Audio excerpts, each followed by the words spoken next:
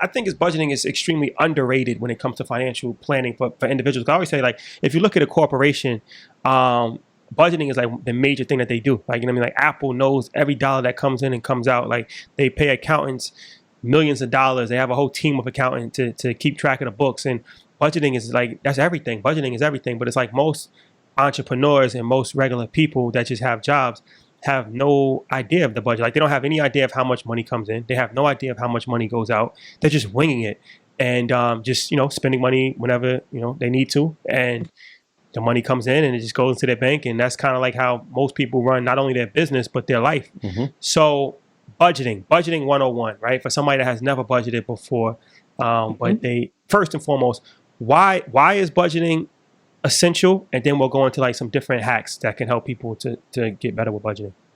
So budgeting is essential because it is a physical picture of what your money is doing, right? So if you have kids and you're in the other room and your 2-year-old is quiet, you're like, wait, what the hell are they breaking? Because they in there cutting up, putting a knife in the socket, whatever, And so it's the same thing with your money. Like you have to be on top of your money. I would say like your money is like a bad 2-year-old.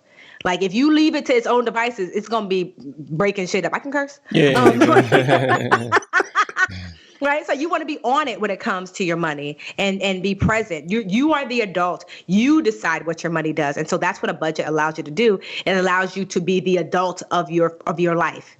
And so it's important. I don't care how much money you make. You can outspend like great wealth. There are people who have been millionaires and even billionaires and have been left penniless. So I think sometimes people think like, well, if I had $10 million, it was like MC Hammer. Okay. But some of y'all, you're like, who's that? Okay. Tony Braxton, right? Allen Iverson. So many people have outspent their wealth. It is more than possible. So what are the different strategies for budgeting, right? Like if somebody, okay, I realize the budgeting is important. I want to do it. So how do I go about it? Is it spreadsheet, software? Like, is there formulas that you should use? Because some people say like your housing should only be like 20 or 30% of your total budget. So yeah, what's your philosophy as far as like the 101, the person realizes they need to budget, now they actually want to start a budget? So let's just start super, super easy because yes, I use a spreadsheet, all that stuff, but most people are not going to do that to start. It's the difference between I want to lose some weight. And so tomorrow you're going to run, 10 miles. You're not going to run 10 miles. You might the first day, and the second day you're going to go back to the couch. So I want you to start off walking. So for someone who's like, I don't budget, I never stuck to a budget. First things first is start with having separate bank accounts, right? So I believe in having a bills account to pay your bills and having a spend account to spend from. Your bills account should not have a debit card attached to it. A debit card is a choice. I don't think people realize that. The bank issues you a debit card, but you could be like, nah, I'm good. So my bills account does not have a debit card.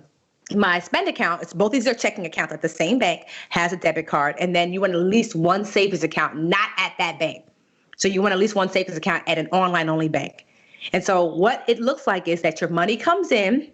Some of it goes into your I like to call it my deposit account / your spend account. So that's where your money lands. Some of it goes into your bills account to pay bills, and you know how much should go into your bills account by what bills are due. And then some of it goes into your savings. So in the beginning, you're not going to have the math perfect. You might just be like, I don't care if it's $10 goes into your savings. When I was at my broker's, I was literally transferring $2, just to have the habit of savings. You never want to get out of the habit of putting something away in your savings account. That's important. So what I did for my husband, for example, he's not going to sit down and spreadsheet. That's just not happening. He's like, what? Brick City? No. Right? So what we do instead now is we budget for him anyway, because I like a spreadsheet. We budget before his money even gets there. I said, babe, go to HR. Here's what you're going to tell them. Hey, before you give me my money, some of it goes into his retirement account. Check. Some of it goes into his spend account, that deposit account where things are deposited, right? Check, like his direct deposit account, right? Some of it goes into our joint bills account, check. Some goes into his personal savings, check. And some goes into our joint savings. So his budget is done automatically through HR. So it lands, and all he has to think about is when it comes to his personal savings, whatever you want to do with that, that's your business. As Tabitha would say, the vegan chef that everybody loves right now, that's your business, right? And it also, all he has to worry about too is basically his allowance in his deposit account, in his spending account. So whatever's in his spending account, if I see my husband with some new J's on, back in the day, I used to be like, oh, that's what we doing? We buying Jordans with the bread money? Now it's not my business no more. Right? Because I know one thing, he didn't take it from the bills account. He didn't take it from our joint savings. So if he took it from his personal savings or his spending account, that's fine. And so like, if you don't know how to do anything else, if you just have at least those three accounts and have your money automatically split from, well, really four, because you want to have a retirement account and have your money split from work, then you will be ahead of the game. And so for people who want to go a little bit deeper, for me, you know, like I said, I like to have a spreadsheet. I like to know how much we're spending on groceries, how much we're spending on gas. So I keep track of that. The tool I like to use best is just Excel. So I like to keep track of that there, but you don't necessarily have to. You set aside an allowance for yourself. Typically things are led by bills. So ideally you want to be setting aside 12 to 15% for your retirement. And you probably are saying like, I can't afford to lose 12 to 15% of my pay. Well, then start with 1% and every 6 months you boost it up. Start with 0.5% and every 6 months you boost it up. Start with something toward retirement.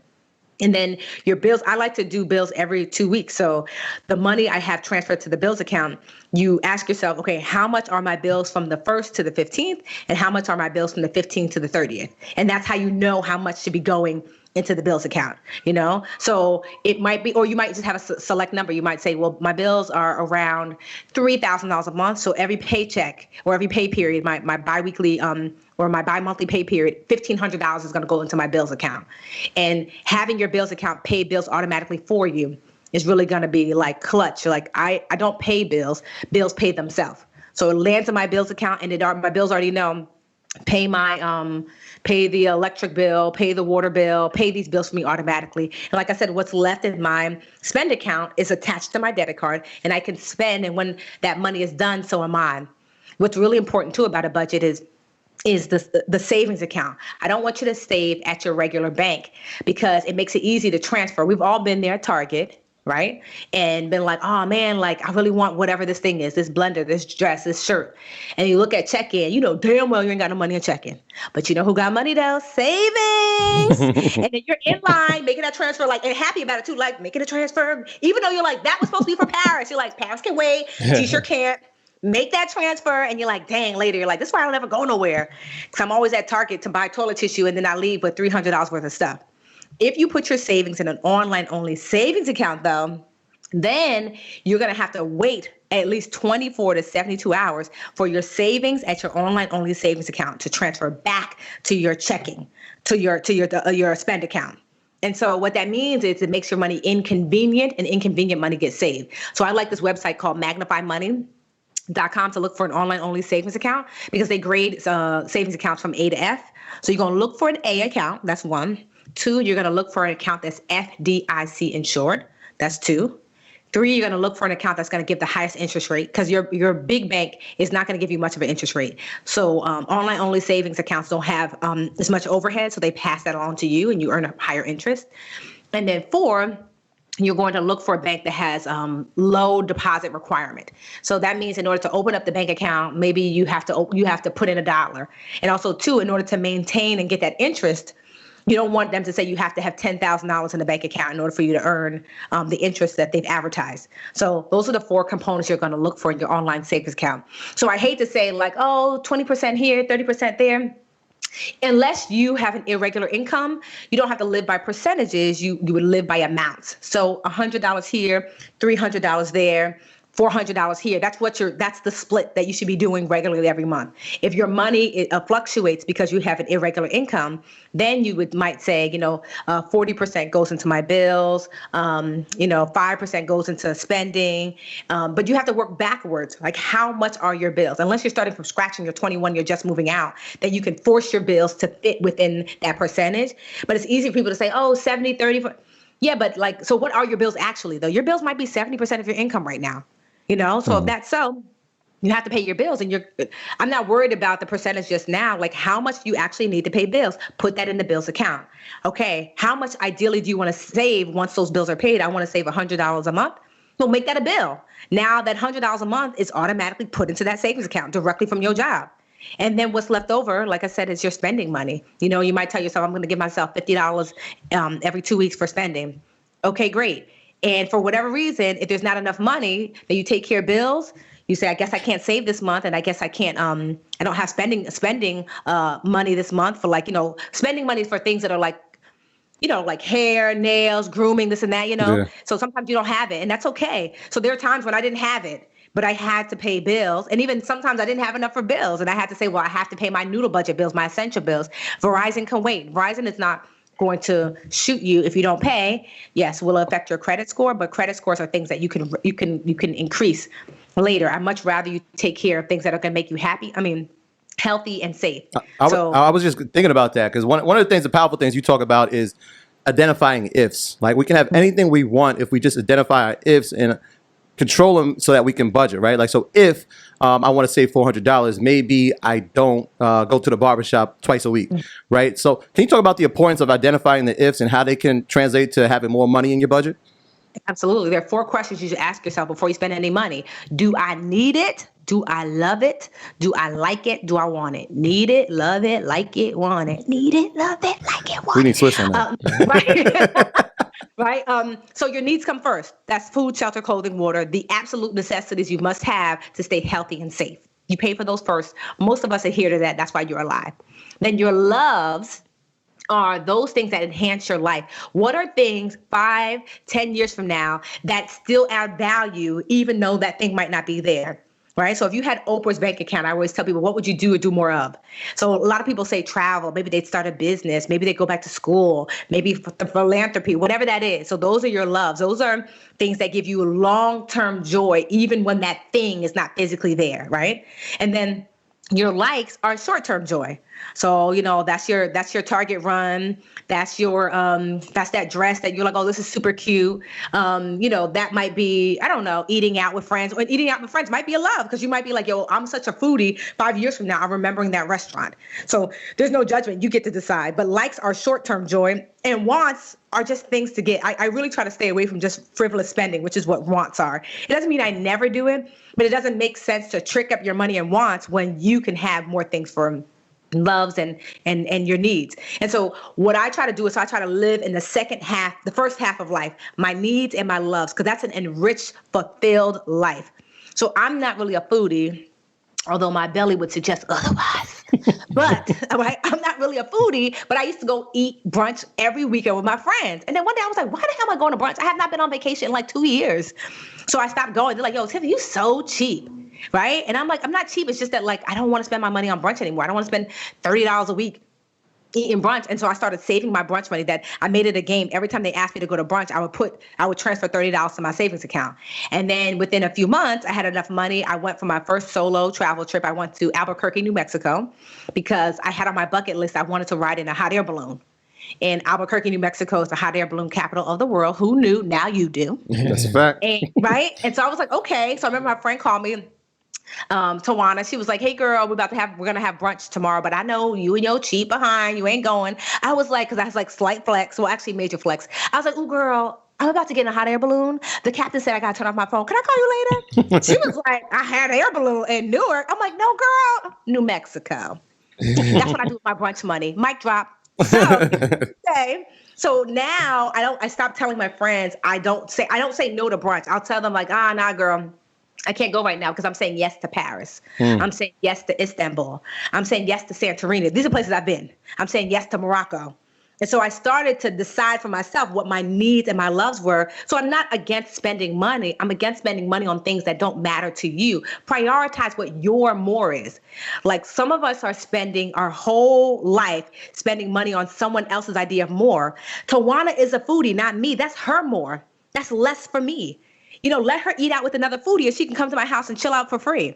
And so that's really how you start to prioritize, just to ask yourself, like, what does more of a life truly mean? For me, I don't want any, your spending should be reflective of your values and how you want your life to go. So you said something with the online savings. That was a good point. I tell people that all the time, like, you got to treat your savings like a bill.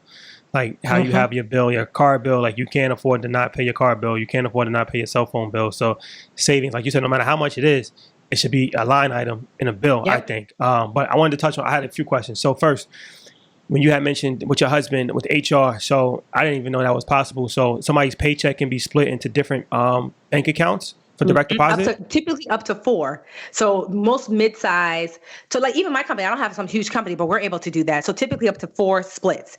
And so if you're single, ready to mingle, I would say your bills account, and your savings account and your spending account. So I would do the 3, right?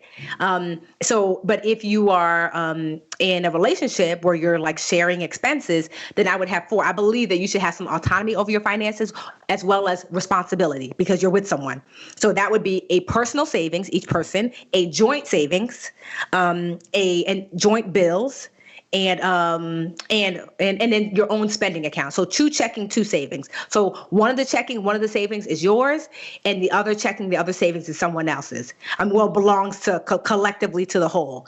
All you have to do is just go to HR, and it's like a form, like the regular direct deposit form that you fill out, but it's just like you can just add different bank accounts to it. Yes, and tell them this is the amount. My check is $5,000, let's just say a pay period, 1,000 goes here, 1,000 goes here, 1,000 goes here. And so now, like the other day, because it's online only savings, we don't look at it all the time. My husband is like, yo, babe, I got mad money in my savings. I'm like, okay, you're welcome. I upgrade. Right. And so, but he was like, yo, I never had this much saved because he doesn't think about it. It's been like the last 2 or 3 years that money will just land. So my husband is the type, maybe this is all men with their boys. So, your boys be like, yo, you can let me hold $30. You can let me, And so he would always be like, yo, babe, such and such is struggling. Can we? And I'd be like, who? Tone. I don't even like Tone. Right. But like, so now, so we would have to be talking back and forth to take money out of our joint pot. So now there's none of that. Because one, you have your own allowance money and you have your own savings. You want to give Tone all your savings. That's how you want to live your life. Go ahead. Just don't touch this joint account. Exactly. I'm looking at the joint savings and the doorbell. Say, okay, as long as I don't see no Tone bill in that. So it allows you, so everyone to feel like you're part of this community where you're all contributing, but it allows you to have autonomy. Like he can do whatever he wants not whatever he wants, but you know what I mean? Like with his money, he can decide. And so I think that works best for if you're in a significant relationship with someone. And another thing, the last question. So the online savings, like I said, I believe the same thing you said as far as it's good to have it not with the bank. Like I have Chase for my business and my personal bank account, but I have Capital One, my online savings. And the reason is that it's a whole hassle to get the money. You got to wait like 3 days. So psychologically, it's like out of sight, out of mind. When I log on the Chase app, I don't see it. I even forget about it. I was just thinking about it just now. Like I forgot about it. I haven't really been, you know what I'm saying? So, but what do you have any top banks that you're recommending? Or interest rates that we should be, because I forget what my interest rate is. I know it's slightly higher, like you said, because online banks don't have the same brick and mortar expenses as regular traditional banks do. So it's always good to have an online bank for the higher interest rate. But are there any ones that in particular right now that's paying higher interest rates than others? So here's the thing, like one, I'm like, these banks don't pay my bills. People always no, but honestly, so the reason why I tell people, like I'm currently with Ally Bank, ALLY. Right. But here's the thing. Ally Bank back in the day, they had the best interest rate. They don't anymore. Their interest rate is okay. I think last time I checked, it was like 1.5%. But there are banks out there. There was a credit union when I looked at Magnify Money the other day that was given 2%. So I definitely say go for the bank that's giving the highest interest rate. There's also Goldman Sachs has a bank account called like Marcus by Goldman Sachs. That's another one. I say that there isn't a best bank. If the bank is FDIC insured and they're paying you the highest interest rate, that's the best bank. Like I said, I like Ally, but I'm only there now because I signed up with them originally. But best believe, go with the coins are. You don't got to be loyal to your bank. They're not loyal to you. Yeah. Go with who's ever giving you them coins. Yeah, one of the things you said about having a joint account, I can attest to. I think it's a great idea, especially for married couples. I heard you preach about preparing to invest, right? So if you have that joint account, what is something that couples could think about investing? So this is great. So people ask me like, here's the steps to preparing to invest. So you don't have to wait to invest for retirement. So to be clear, when I say retirement is an investment, the purpose of retirement is not so you're not going to live on no private island in retirement unless you're living on a private island now. Retirement is so you can maintain your current lifestyle. If you set aside 12 to 15% of your income now, of your gross income now, and that's all you ever do, what that will enable you to do is maintain your current lifestyle. So if you don't see palm trees next to you now, you ain't gonna see palm trees when you're 80, right? So you do that first and foremost because you must set aside for your future self. It is your younger self's job to look after your future self. So that comes first. Then after you're doing that, then you have to have a budget, right? You have to have some sort of physical plan of what your money is doing. This much is going to bills, this much is going to spending, something. So that's step 2. Do you have a budget? Check. Before people say, oh, I want to invest, I'm like, slow down. Slow down, son. You killing them. Who filling them with octane? You didn't know I had bars, right? So that's 2. Do you have a budget? Great. Now, step number 3, right? Do you have savings? Right? So do you have emergency savings at minimum? During the recession, I say 6 months. During a non-recession, I say at least 3 months. 3 months of your noodle budget. Meaning, do you have 3 months of your essential bills saved? Because we already talked about if you were to lose your job, you're going to drop down and get your noodle on. You're not going to be living at you're not going to be living at your $3,000 budget. You're going to be living at your $2,500 budget.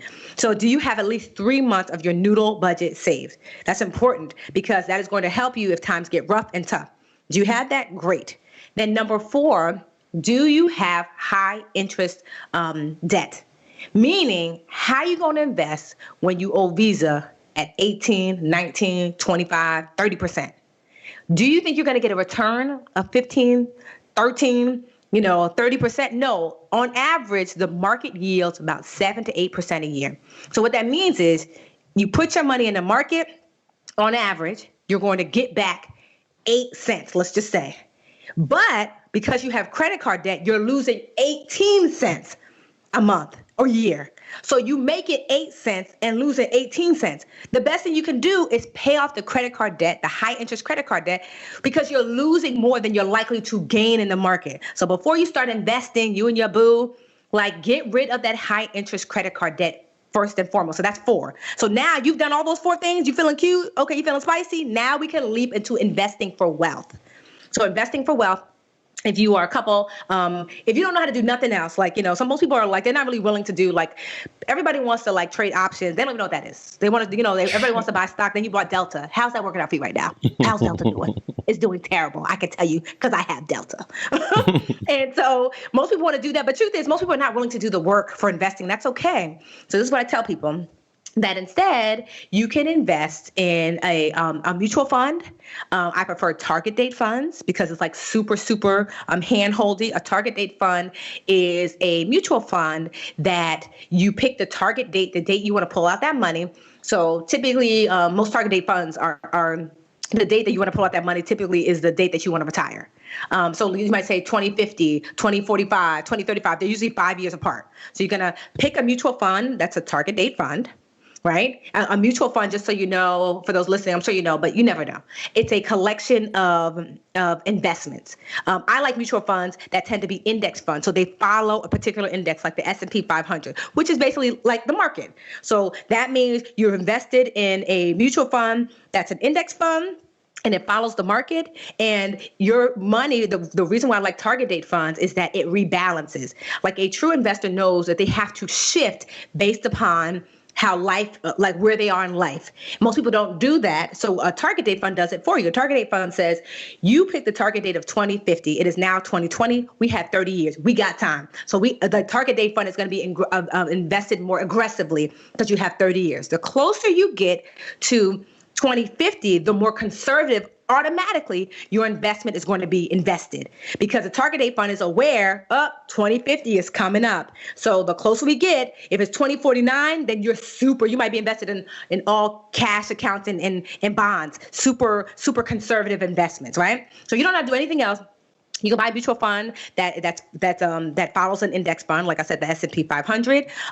Typically, you look for a mutual fund that's called a total market fund, meaning that your fund mimics a particular market. Like I said, the S&P 500. So when the market goes up, your money goes up. When the market goes down, your money goes down. But like I mentioned before, on average, the market yields about 7 to 8% a year. So you will over the next 30 years, you're going to see about a 7-8% gain, which is great. Even like that's for people who are like, I don't want to do nothing else.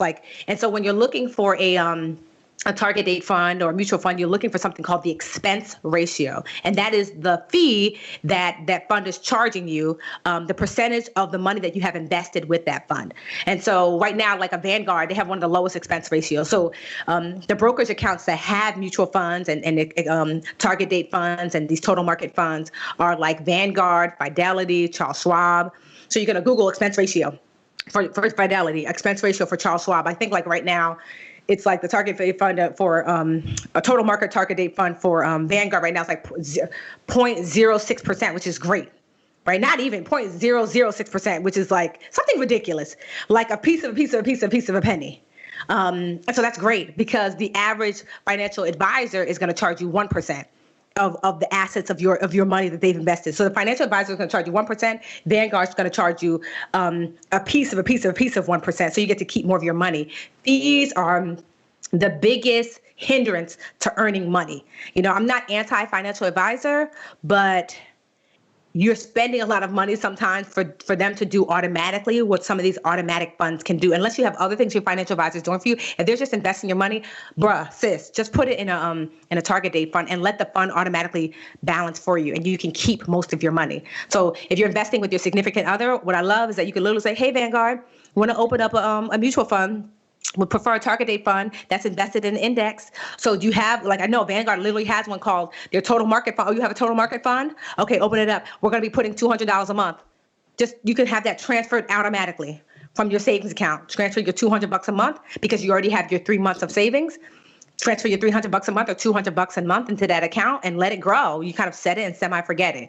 So that's like the easiest possible way to start investing. If you do that, you will be better off than 99.9% most people. And just keep it really simple. I think investing should be really simple unless like you really are interested in learning how to buy individual stocks. But you have to, when it comes to investing like in the traditional sense and like the market, keep it simple. And then you can also invest by starting a business. You can invest by writing a book. There's other ways to invest. You can invest by real estate. Like I do all those things. I have residual investments where I have books that pay me a few $1,000s a month from books I've written years ago. I have a business that, that's an investment as well. I put money into that business and it yields money back. I also have real estate. Even in your primary residence, you have to think about that as an investment. And you have to understand that the key with investing is you should make money on the buy, not necessarily the sell. So meaning this is that if you always make sure you make money on the buy, you never lose when it's time to sell. So bought this house I'm living in now, cash, slight flex, but it was a foreclosure. So it was worth at the time maybe $320 because it was kind of like a little bit beat up, and we bought it for $180.